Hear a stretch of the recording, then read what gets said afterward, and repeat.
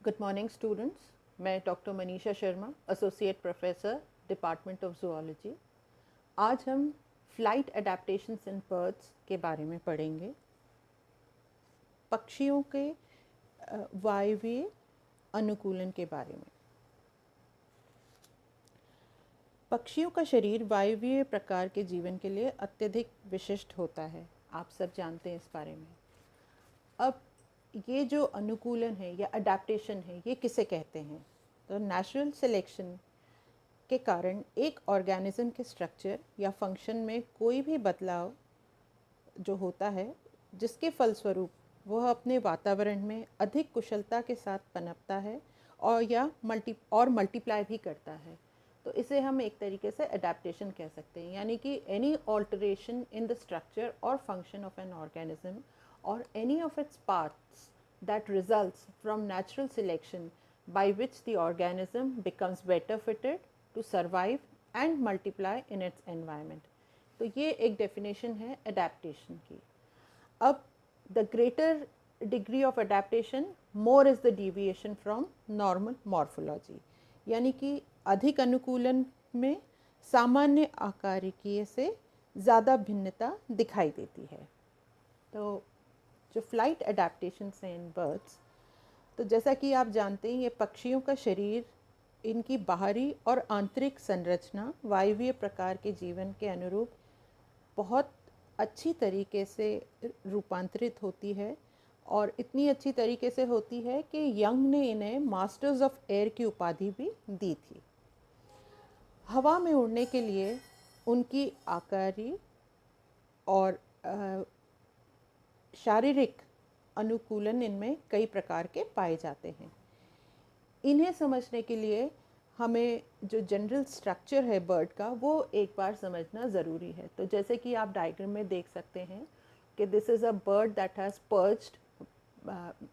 perched on a branch, and you can see the head, the nape, back, rump के बाद जो tell है उसके ऊपर जो है फेदर्स उपस्थित हैं, जिसे अपर टेल कवर्ड्स भी कहते हैं, and the under tail coverts. Then in front, when you again come back to the head portion, you have the crown, nostril, upper beak, lower beak, throat, breast, the wings which are covered with feathers, or the belly portion, thigh, and finally the leg। तो अब हम जो है इसके अनुकूलन के बारे में पढ़ेंगे। तो उड़ने के लिए पक्षियों में कई आकार की एवं शारीरिक विशेषताएं होना आवश्यक होती हैं। तो सबसे पहले प्रस्तुत है मॉर्फोलॉजिकल एडेप्टेशंस या आकार। तो जैसे कि सबसे पहला पॉइंट है बॉडी कंटूर। तो बॉडी कंटूर में आप देखेंगे कि इसका जो शरीर है वो उसकी आकृति स्पिंडल शेप्ड होती है in order to ensure least wind resistance. यानी कि शारीरिक आकृति तुर्क रूप या बेलनाकार होती है, जिससे उड़ने के समय हवा द्वारा उत्पन्न गतिरोध न्यूनतम होता है। नेक्स्ट है कि high position of light organs यानी lungs and air sacs, and low position of heavy muscles, sternum और डाइजेस्टिव सिस्टम। यानी इसके जो लंग्स हैं और एयर सैक्स हैं, इन अंगों का शरीर में उच्च स्थिति रहती है, हाई पोजीशन रहती है, और जो भारी पेशियां हैं, स्टर्नम है और पाचन अंग हैं, उनमें इनकी स्थिति निम्न होती है, जिसके फलस्वरूप लो सेंटर ऑफ ग्रेविटी यानी गुरुत्वाकर्षण केंद्र शरीर में काफ़ी नीचे पाया जाता है। There is low centre of gravity, the average location of weight of an object. The gravity means the average location of weight of an object. Now, as we had mentioned earlier, कि streamlined body होती है बेलनाकार। तो ये आप देख सकते हैं कि किस प्रकार से streamlined shape है, जिसकी वजह से कि जो है when it is flying, the air it offers less friction and it is able to propel in the air forwards। Next interesting feature जो इसके अंदर होता है वो है इसकी बॉडी के ऊपर प्रेजेंस ऑफ फेदर्स। ये जो जिन्हें कि पिच भी कहते हैं हिंदी में।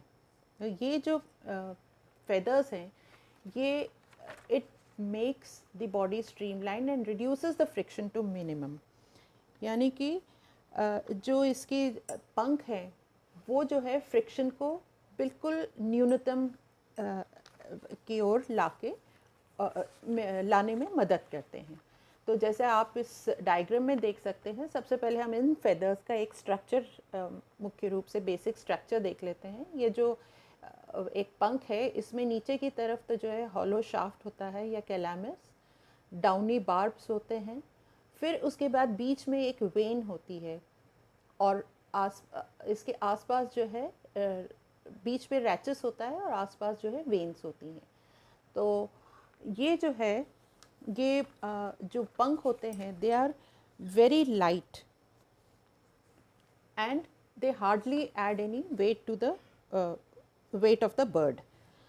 तो सभी पक्षियों में ये पाए जाते हैं। इनका जो शरीर होता है ये इन फेदर्स से ढका हुआ रहता है और ये एक तरीके का त्वचा का विशेष रूपांतरण है। जो ये भी कह सकते हैं कि पंख जो है पक्षियों के एक अभिलक्षक गुण में से एक है, जो जंतु जगत में किसी भी अन्य समूह द्वारा विकसित नहीं किए गए हैं। तो ये और किसी भी ऑर्गेनिज्म में आप इस तरीके के पंख नहीं देख सकते, केवल एव्स में ही पाए जाते हैं। अब नेक्स्ट जो पॉइंट है वो ये है कि जैसा कि हमने पहले बात करी थी, ये नरम होते हैं, पास पास जुड़े हुए होते हैं और पीछे की ओर उन्मुख होते हैं, जिसकी वजह से कि ये धारा रेखी, शरीर को धारा रेखी बनाते हैं और इनमें घर्षण यानी फ्रिक्शन न्यूनतम होता है। जो फेदर्स हैं ये जो है शरीर का एक आवरण बना देते हैं, जिसकी वजह से कि जो बाहरी तापमान है उसके दुष्परिणामों से ये शरीर को बचाए रखते हैं। इसके अलावा जो फेदर्स होते हैं वो शरीर के चारों ओर हवा का एक घेरे को बनाए रखते हैं, जिससे भारहीनता भी उत्पन्न होती है। यानी कि it serves as a blanket enveloping air around the body which adds to the buoyancy. The feathers or wings increases the surface area for striking the air.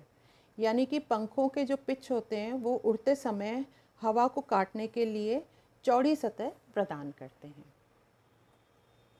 अब आप इसमें देख सकते हैं डायग्राम के अंदर ये दो आपको फिगर्स दिखा रहे हैं, जिसमें कि जो है जो विभिन्न प्रकार के फेदर्स हैं, जैसे डाउन फेदर्स हैं। सबसे छोटा वाला आप देखेंगे, that is down feather, that is soft, it is fluffy और it provides a cover to the body, especially to nestling birds. The contour feathers, they give adult birds their streamlined shape and provide coloration as well as insulation. जो flight feathers हैं वो specialized contour feathers होते हैं wings पे और tails पे। ऊपर जो चित्र देखेंगे पिजन, जिसके अंदर की अरेंजमेंट ऑफ फ्लाइट फेदर्स है, इसमें बेसिकली ये बताना चाह रहे हैं कि ये जो पंख हैं ये दो प्रकार के मेनली होते हैं, remiges and rectrices. Remiges that are present in the wings and rectrices that are present in the tail region. ये देख सकते हैं आप, down feathers, they are soft and short and they help to keep the bird's body warm. जो दूसरे feathers हैं, body feathers, they give shape to the bird's body and they cover the whole body. और flight feathers जो हैं वो wings और tail पे उपस्थित होते हैं, remiges and retrices, and they help to fly and to change the direction by flying, especially the retrices. अब आगे यदि हम बात करें कि जो फोर लिम्स हैं, ये जो विंग्स हैं, ये basically they are modified forelimbs. सो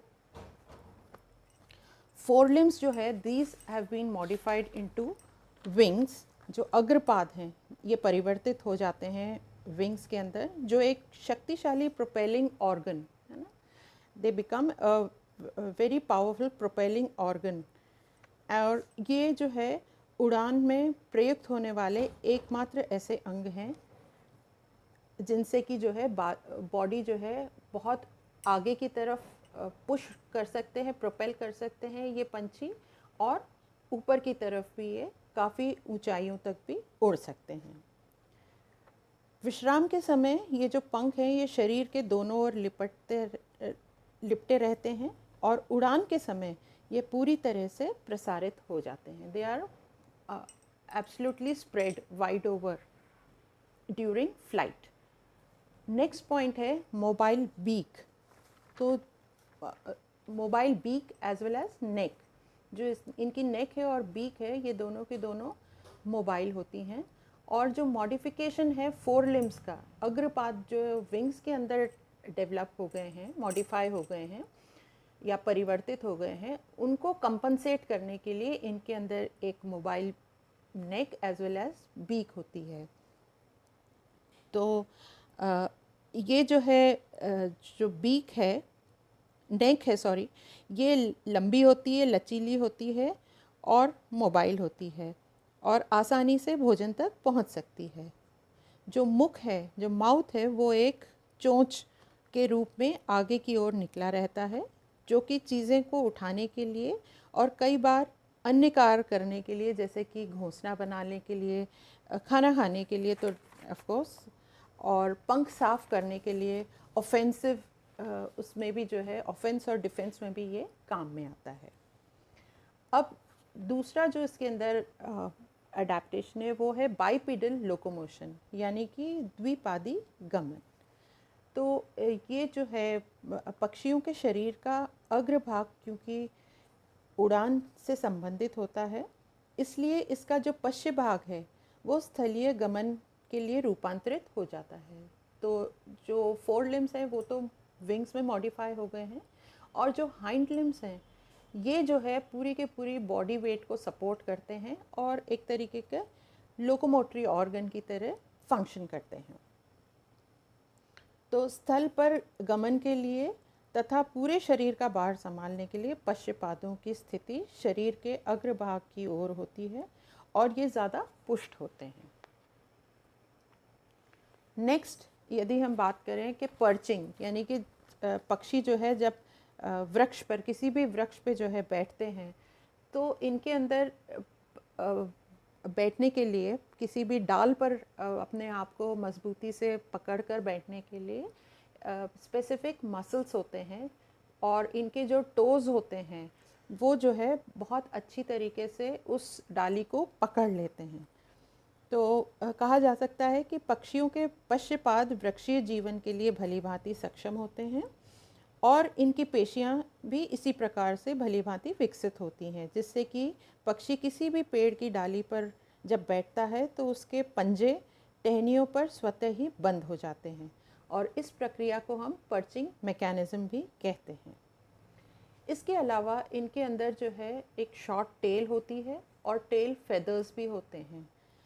तो जो पूंछ जो छोटी होती है और इसमें लंबे जो टेल फेदर्स होते हैं, जिन्हें कि हम रेट्राइसिस भी कहते हैं, ये जो है फैन लाइक होते हैं और उड़ान के समय नियंत्रक का कार्य करते हैं, यानी कि दे एक्ट एज रडर। इसके अलावा ये जो है उड़ान के समय, पर्चिंग के समय, स्टीयरिंग के लिए, लिफ्टिंग के लिए और काउंटर बैलेंसिंग के लिए भी हेल्पफुल रहते हैं। So the short tail as well as its feathers is also very helpful. आप जो डायग्राम है उसके अंदर देख सकते हैं कि किस प्रकार से पर्चिंग मैकेनिज्म होता है, कि मसल्स उपस्थित हैं और जो टेंडन्स हैं टोज के अंदर वो जो है एक तरीके से ग्रिप बना के रखते हैं। नेक्स्ट जो है, हम अभी तक पढ़ते आ रहे थे मॉर्फोलॉजिकल, यानी कि आकार की क्या क्या अनुकूलन होता है। अब हम पढ़ेंगे एनाटॉमिकल या शारीरिक मॉडिफिकेशंस कौन कौन से होते हैं। तो इसके अंदर सबसे पहले जो महत्वपूर्ण बात है वो ये है कि जो कंकाल है वो बहुत ही एंडोस्केलेटन जो है बहुत ही लाइट होता है, and it provides large surface for attachment of muscles. Muscles जो हैं उसके अटैचमेंट के लिए एक बहुत लार्ज सरफेस प्रोवाइड करता है ये एंडोस्केलेटन। इसके अंदर जो सबसे इम्पॉर्टेंट बात है वो ये है कि बोन्स जो है न्यूमैटिक होती हैं, यानी कि इनके अंदर एयर स्पेसेस होते हैं और एयर सैक्स होते हैं। इन न्यूमैटिक होने के बावजूद भी ये बहुत मजबूत होती हैं। तो पूरा का पूरा जो स्केलेटल फ्रेमवर्क है ये एकदम कॉम्पैक्ट होता है, सेंट्रलाइज्ड होता है और रिजिड होता है, क्योंकि सारी बोन्स आपस में फ्यूज्ड रहती हैं प्रॉपरली।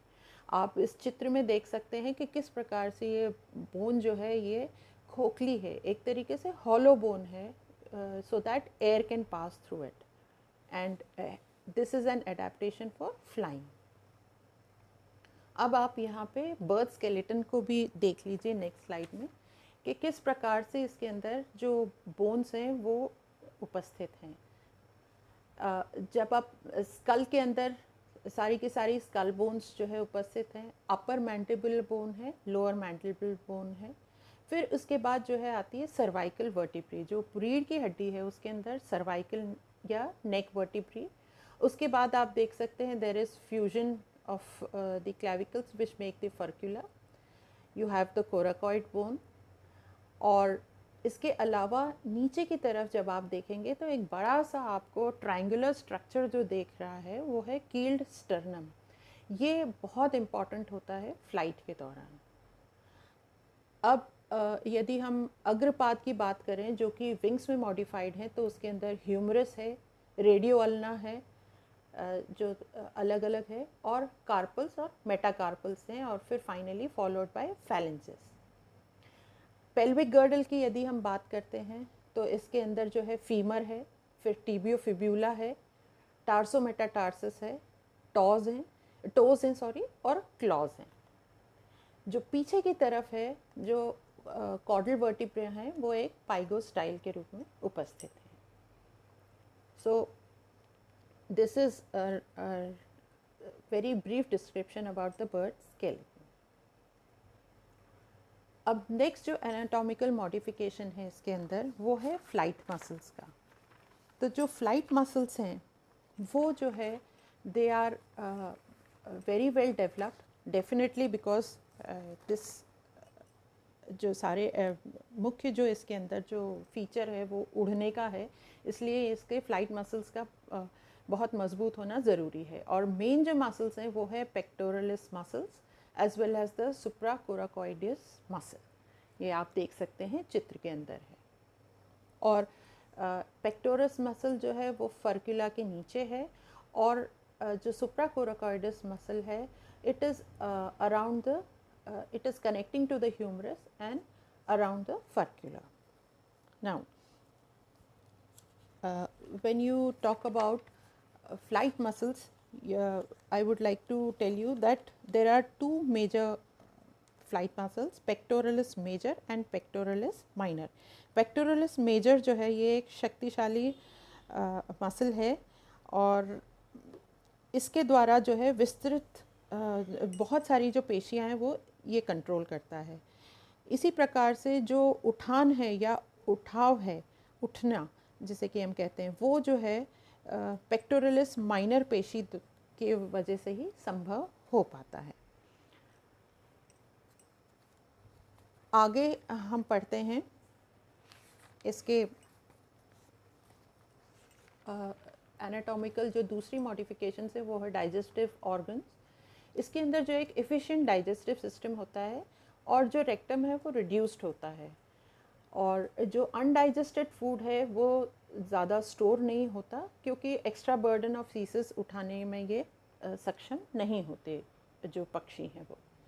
नेक्स्ट इनका सर्कुलेटरी सिस्टम भी बहुत अच्छी तरीके से डेवलप्ड होता है। जो हार्ट है वो लार्ज होता है, इट इज़ 4 चेम्बर्ड, और the oxygenated as well as deoxygenated blood is very well separated.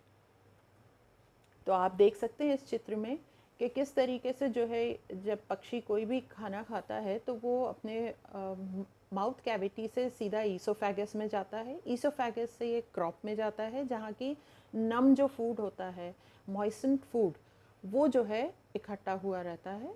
और उसके बाद जो है जो फर्स्ट चेम्बर है प्रोवेंट्रिकुलस, उसके अंदर गैस्ट्रिक फ्लूइड्स जो है सिक्रीट होते हैं जिससे कि फूड का ब्रेकडाउन शुरू होता है, and then it is passed on to the gizzard which is a muscular organ, और वहाँ पे जो है crushing of the food happens.